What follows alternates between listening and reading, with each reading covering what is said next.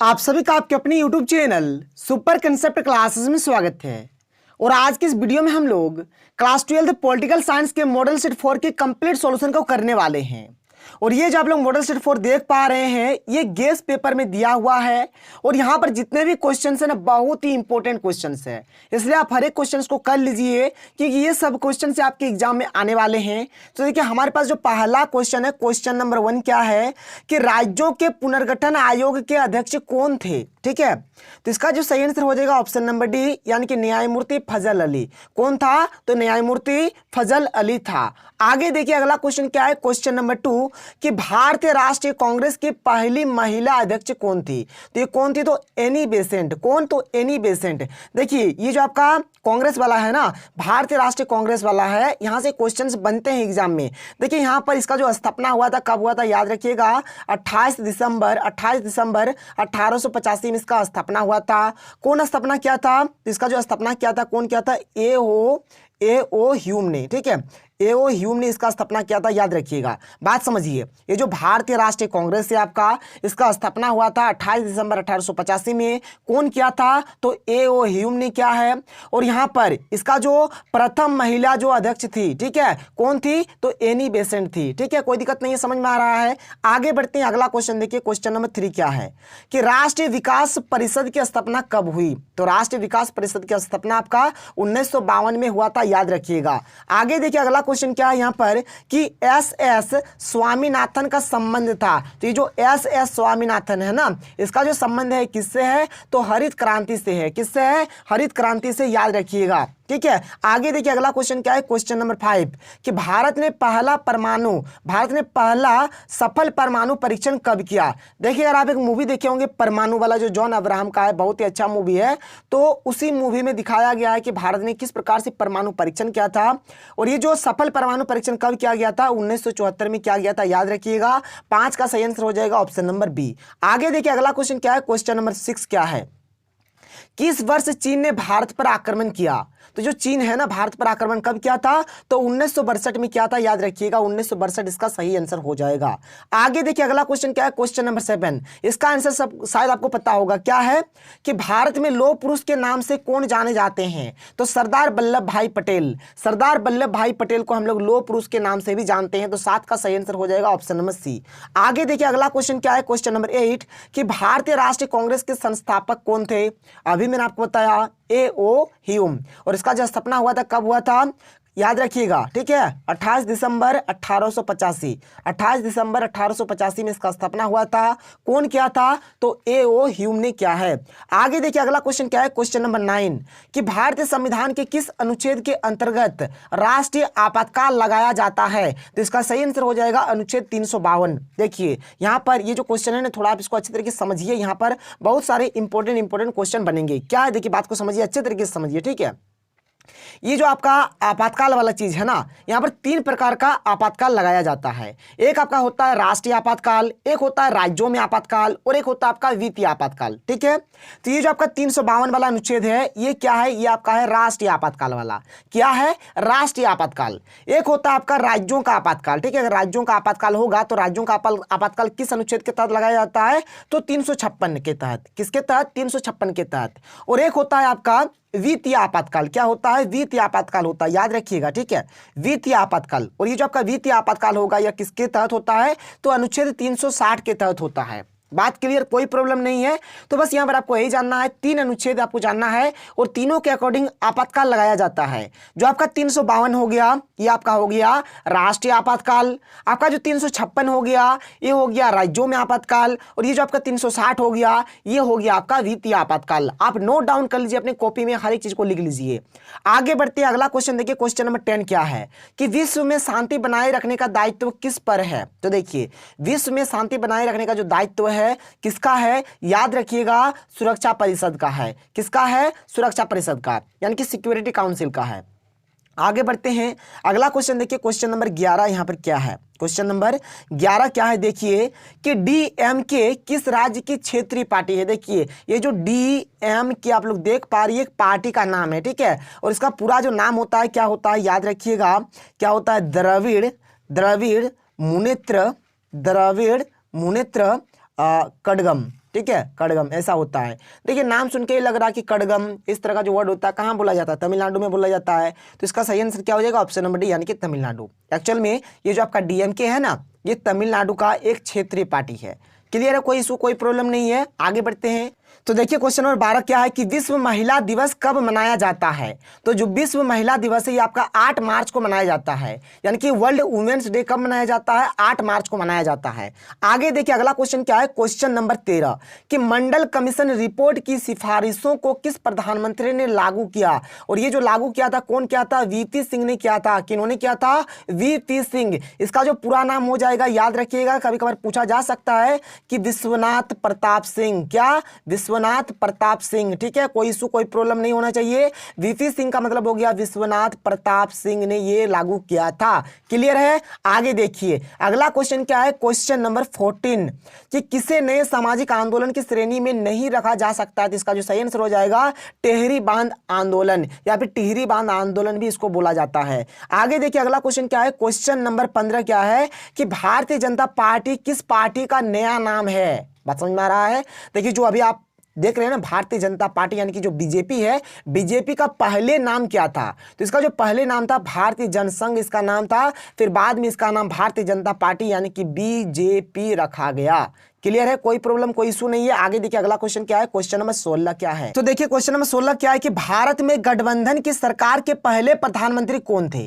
तो इसका सही आंसर हो जाएगा ऑप्शन नंबर डी यानी कि अटल बिहारी वाजपेयी। ठीक है, इसका सही आंसर हो जाएगा option number D Atal Bihari Vajpayee. आगे देखिए अगला क्वेश्चन क्या है, क्वेश्चन नंबर 17 बहुत ही अच्छा क्वेश्चन है कि पूरब बनाम पश्चिम पदबंध का आशय किससे है। तो इसका जो आशय है शीत युद्ध से है। किससे है, शीत युद्ध से है। आगे देखिए अगला क्वेश्चन क्या है, क्वेश्चन नंबर 18 क्या है कि सोवियत संघ ने कौन सा सैनिक गुट बनाया। तो सोवियत संघ ने क्या बनाया था, याद रखिएगा सोवियत संघ ने बनाया था आपका वार्सा संधि। ठीक है, जिसको हम लोग वार्सा पैक्ट भी बोलते हैं। और ये जो आपका नाटो है, सीटो है, सेंटो है, किन्होंने बनाया था, तो अमेरिका ने बनाया था, यूएसए ने बनाया था। क्लियर है, कोई दिक्कत नहीं है। तो देखिए यहां पर ये जो क्वेश्चन 18 इसका सही आंसर हो जाएगा ऑप्शन नंबर डी। और देखिए यहां पर और एक इंपॉर्टेंट बात है, अगर आप चाहते कि नहीं हमारा तैयारी और अच्छे तरीके से होना चाहिए तो हमारा एप्लीकेशन भी है टेस्ट सीरीज का, जहां पर आप लोग टेस्ट दे सकते हैं। बिल्कुल फ्री एप्लीकेशन है। ठीक है, बिल्कुल फ्री एप्लीकेशन है। आप लोग प्ले स्टोर पे जाइए और सर्च करिए सुपर कंसेप्ट क्लासेस। ठीक है, सुपर कंसेप्ट क्लासेस आप लोग सर्च करिए, मिल जाएगा। जो हमारा यूट्यूब चैनल का नाम है वही एप्लीकेशन का नाम है, वही लोगो लगा हुआ है। आप लोग डाउनलोड कर सकते हैं, देख सकते हैं। बहुत ही अच्छा एप्लीकेशन है और आपको फ्री में हर एक चीज प्रोवाइड कराया जा रहा है। आप लोग टेस्ट दीजिए, जिससे क्या होगा आपका तैयारी बहुत ही अच्छा होने वाला है। आगे देखिए क्वेश्चन नंबर 18 तो हो गया। क्वेश्चन नंबर 19 देखिए क्या है कि 1955 के वार्सा संधि में कौन सा देश सदस्य नहीं था। तो कौन नहीं था, तो पश्चिमी जर्मनी। देखिए एक्चुअल में बात क्या था, यहाँ पर जो हमारा जैसे शीत युद्ध का दौर स्टार्ट होता है ना, मतलब पूरा विश्व क्या होता है, दो ध्रुव में बंट जाता है। एक होता है पूर्वी पार्ट और एक होता है पश्चिमी पार्ट। ये जो आपका पूर्वी वाला पोर्शन होता है ना, पूर्वी वाला जो पोर्शन होता है ये हमारा यूएसएसआर की तरफ चल जाता है, यानी कि सोवियत संघ की तरफ चल जाता है। और जो पश्चिमी वाला पोर्शन है ना, जो पश्चिमी देश है, ये क्या होता है, यूएसए की तरफ चल जाता है, यानी कि अमेरिका की तरफ चल जाता है। तो यहाँ पर ये जो आपका पश्चिमी जर्मनी है ये क्या है, ये अमेरिका की साइड में था, यूएसए के साइड में था। तो यूएसए के साइड में था और जाहिर सी बात है वार्सा संधि जो है ये आपका क्या है, वार्सा संधि आपका सोवियत संघ का एक मतलब सैन्य संगठन था। तो इसमें तो आएगा नहीं, तो वही चीज यहाँ पर बोला गया है कि वार्सा संधि का कौन सा देश सदस्य नहीं था, तो पश्चिमी जर्मनी इसका सदस्य नहीं था, क्योंकि पश्चिमी जर्मनी जो था ना ये अमेरिका के साइड में था, इसलिए इसका सदस्य नहीं था। आगे देखिए अगला क्वेश्चन क्या है, क्वेश्चन नंबर 20 क्या है कि 1917 में रूस में समाजवादी राज्य की स्थापना किसने की। तो इसका सही आंसर हो जाएगा ऑप्शन नंबर सी यानी कि लेनिन। और ये बहुत ही इंपॉर्टेंट क्वेश्चन है सर, इसलिए आप इसको कर लीजिए। आगे देखिए अगला क्वेश्चन क्या है, क्वेश्चन नंबर 21 क्या है कि परमाणु अप्रसार संधि पर किस राज्य ने हस्ताक्षर नहीं किए हैं। तो इसका सही आंसर हो जाएगा ऑप्शन नंबर सी यानी कि भारत। आगे देखिए अगला क्वेश्चन क्या है, क्वेश्चन नंबर 22 क्या है कि यूरो क्या है। तो यूरो जो है एक प्रकार का मुद्रा है और ये आपका यूरोपीय संघ की मुद्रा है। तो 22 का सही आंसर हो जाएगा ऑप्शन नंबर सी। आगे देखिए अगला क्वेश्चन क्या है, क्वेश्चन नंबर 23 यहां पर क्या है कि इंग्लैंड का वर्तमान प्रधानमंत्री कौन है। ठीक है, अब देखिए वर्तमान तब यहाँ पर थे तो होगा नहीं, जाहिर सी बात यहाँ पर है होगा, क्योंकि वर्तमान का बात किया जा रहा है। और वर्तमान में अभी जो प्रधानमंत्री है इंग्लैंड का कौन है, आप नेट में सर्च कर सकते हैं। इसका नाम है बोरिस जॉनसन। क्या नाम है, बोरिस जॉनसन इसका नाम है सर, जो वर्तमान में अभी है, जो वर्तमान में अभी इंग्लैंड का जो प्रधानमंत्री है इसका नाम है बोरिस जॉनसन। ठीक है, याद कर लीजिए, यहाँ पर एक भी ऑप्शन इस प्रकार का नहीं दिया है। ठीक है, कोई दिक्कत नहीं, आप इसको याद कर सकते हैं। इंग्लैंड का जो वर्तमान का जो प्रधानमंत्री है कौन है, बोरिस जॉनसन है। आगे देखिए अगला क्वेश्चन क्या है, क्वेश्चन नंबर 24 कि दक्षेस का पहला सम्मेलन किस देश में हुआ। देखिए यहाँ पर ये जो दक्षेस है, दक्षेस को हम लोग सार्क भी बोलते हैं। तो सार्क का जो पहला सम्मेलन हुआ था बांग्लादेश में हुआ था, बांग्लादेश के ढाका में हुआ था। कहाँ हुआ था, ढाका में हुआ था। ढाका क्या है, तो बांग्लादेश का राजधानी है। तो बांग्लादेश का जो राजधानी ढाका है, यहीं पर हुआ था दक्षेस का पहला सम्मेलन। ठीक है, आगे देखिए अगला क्वेश्चन क्या है, क्वेश्चन नंबर 25 क्या है कि राष्ट्रीय पंचायत किस देश की संसद है, तो ये आपका नेपाल का है। ठीक है, इसका सही आंसर हो जाएगा नेपाल। आगे देखिए अगला क्वेश्चन क्या है, क्वेश्चन नंबर 26 यहाँ पर क्या है कि निम्नलिखित में से कौन सा देश सार्क का सदस्य है। देखिए बात को समझिए, यहाँ पर कौन सा देश बोल रहा है सार्क का सदस्य है। ठीक है, तो देखिए यहाँ पर ये जो क्वेश्चन है ना, यहाँ पर इस क्वेश्चन को समझना होगा। और पहली बात तो समझिए कि आपका जो सार्क है ना, सार्क में कुल मिलाकर 8 देश है। सार्क में कुल मिलाकर 8 देश है। ठीक है, क्या क्या है मैं आपको बोल देता हूं, आप ध्यान से सुनिए। एक है आपका भारत, एक है बांग्लादेश, ठीक है, आपका पाकिस्तान है, नेपाल है, भूटान है, श्रीलंका है, मालदीव है और अफगानिस्तान है। तो ये सब जो है ना, ये आपके क्या है, सार्क के 8 देश है। मतलब सार्क के जो सदस्य देश है ना 8 है। क्या क्या है आप एक बार रिपीट कर लीजिए, भारत, पाकिस्तान, बांग्लादेश, नेपाल, भूटान, श्रीलंका, मालदीव और अफगानिस्तान। ठीक है, कुल मिलाकर 8 देश इसका सदस्य है।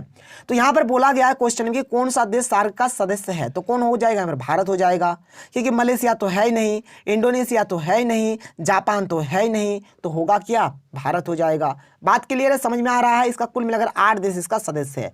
आगे देखिए क्वेश्चन नंबर 27 क्या है कि वर्तमान में संयुक्त राष्ट्र संघ यानी जो आपका यूएनओ है, यूएनओ का महासचिव कौन है। तो देखिए वर्तमान में अभी जो इसके महासचिव है, महासचिव का नाम है, क्या नाम है, एंटोनियो गुटेरेस। ठीक है, एंटोनियो गुटेरस इसका अभी नाम है। ठीक है, इसके महासचिव का नाम क्या है, एंटोनियो गुटेरस। याद रखिएगा, लिख लीजिए। यहाँ पर इसका जो सही आंसर हो जाएगा क्या हो जाएगा, ऑप्शन नंबर डी, यानी कि इनमें से कोई नहीं, क्योंकि यहाँ पर एंटोनियो गुटेरेस नहीं दिया गया है और इसका सही आंसर हो जाएगा एंटोनियो गुटेरेस। आगे देखिए अगला क्वेश्चन क्या है, क्वेश्चन नंबर 28 क्या है कि अंतर्राष्ट्रीय न्यायालय का मुख्यालय कहाँ है, तो ये आपका है हेग में। कहाँ है, हेग में है। आगे देखिए क्वेश्चन नंबर 29 क्या है कि यूएनओ निःशक्तिकरण आयोग कब बना, तो ये आपका बना था 1952 में। कब बना था, 1952 में बना था। आगे देखिए अगला क्वेश्चन क्या है, क्वेश्चन नंबर 30 कि पर्यावरण सुरक्षा के लिए सबसे पहला अंतर्राष्ट्रीय सम्मेलन कहाँ हुआ, तो ये आपका हुआ था स्टॉकहोम में हुआ था। ठीक है, स्टॉकहोम में हुआ था, याद रखिएगा। मतलब 30 का जो सही आंसर हो जाएगा ऑप्शन नंबर सी, इसका सही आंसर हो जाएगा स्टॉकहोम। आगे देखिए अगला क्वेश्चन, देखिए क्वेश्चन नंबर 31 क्या है यहाँ पर। तो क्वेश्चन नंबर 31 है कि 1992 में किस शहर में पृथ्वी सम्मेलन हुआ, तो इसका सही आंसर हो जाएगा ऑप्शन नंबर बी, यानी कि रियो डी जेनेरिया। ठीक है, और ये कहाँ है आपका, तो ये है आपका ब्राजील में है। कहाँ है, ब्राजील में है। तो 1992 का जो पृथ्वी सम्मेलन हुआ था कहाँ हुआ था, रियो डी जेनेरिया में हुआ था। और ये आपका कहाँ पर है, तो ब्राजील में है, याद रखिएगा। आगे देखिए अगला क्वेश्चन देखते हैं, क्वेश्चन नंबर 32 यहाँ पर क्या है कि निम्नलिखित में से किस देश ने खुले द्वार की नीति अपनाई, तो इसका सही आंसर हो जाएगा ऑप्शन नंबर डी, यानी कि चीन। यानी चीन ने खुले द्वार की नीति अपनाई थी। आगे देखिए क्वेश्चन नंबर 33 क्या है कि 1972 में भारत पाक के बीच हुए समझौते को क्या कहते हैं। तो देखिए 1972 में जो आपका भारत और पाकिस्तान के बीच जो समझौता हुआ था, इसको हम लोग बोलते हैं शिमला समझौता। क्या बोलते हैं, शिमला समझौता बोलते हैं। देखिए थोड़ा सा आप लोग जानकारी के लिए याद रख लीजिए, क्योंकि समझौता से क्वेश्चन आने वाला है। आपका जो शिमला समझौता है ये आपका हुआ था 1972 में। क्लियर है।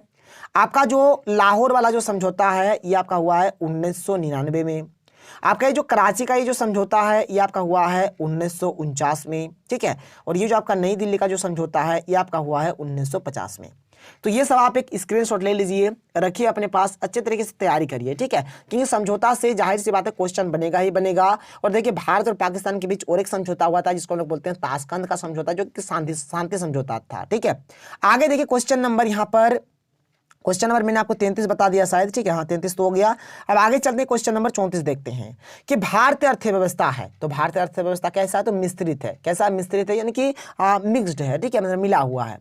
आगे देखिए क्वेश्चन नंबर 35 क्या है कि अंतर्राष्ट्रीय मुद्रा कोष का मुख्यालय कहाँ है, तो इसका मुख्यालय है जो आपका कहाँ पर है सर, तो वाशिंगटन में है। कहाँ है, वाशिंगटन में है। तो 35 का सही आंसर हो जाएगा ऑप्शन नंबर डी। आगे देखिए अगला क्वेश्चन क्या है, क्वेश्चन नंबर 36 कि बांग्लादेश कब अस्तित्व में आया, तो बांग्लादेश कब अस्तित्व में आया था, तो 1971 में आया था। 1971 में बांग्लादेश अस्तित्व में आया था। आगे देखिए अगला क्वेश्चन क्या है, क्वेश्चन नंबर 37 यानी कि 37 क्या है कि निम्न में से कौन सा देश आसियान का सदस्य नहीं है। देखिए आसियान आसियान ये है, ठीक है।